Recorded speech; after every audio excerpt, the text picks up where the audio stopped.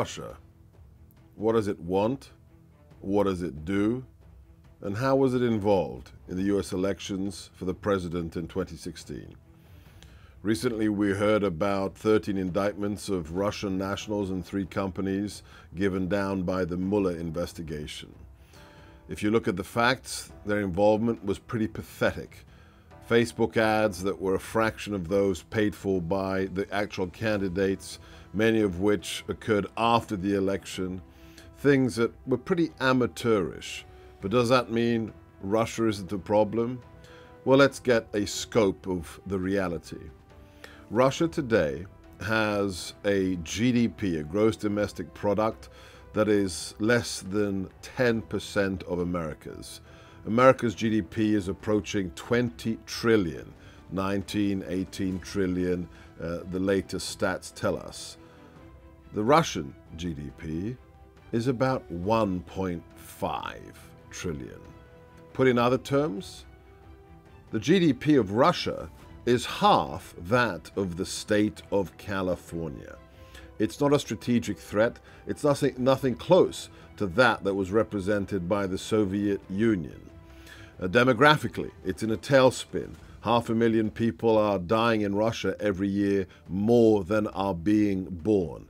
And when it comes to its economy, it's almost exclusively a one-horse town, relying almost exclusively on oil and gas as its main resource, as opposed to the high-tech service industries that drive developed countries' economies today.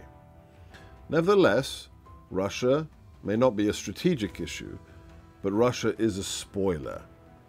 The kinds of things we heard them do are classic Soviet-era type tactics. Desinformatia, disinformation, maskirovka, disguising your actions to look as if they're coming from somewhere else. False flag is another term. What does Russia want? Well, Vladimir Putin is a former KGB colonel, and he famously once said the greatest geostrategic tragedy of the 20th century was the collapse of the Soviet Union, which he served as a secret policeman, as a KGB officer. They can't recreate the Soviet Union. They will never be a great power again, at least if the current trends continue.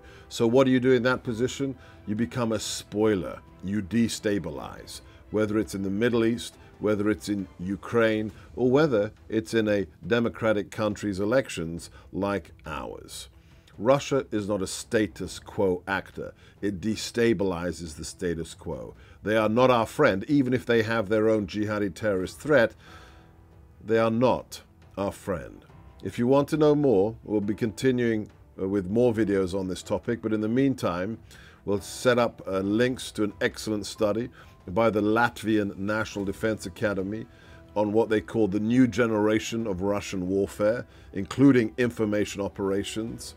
And I encourage you to look up a former military officer, Timothy Thomas, who has written extensively on something called reflexive control, which is the Russian theory of how they get their adversaries to do their bidding for them by controlling their expectations. It's a little bit like Pavlov's dog, if you recall that historic training tool.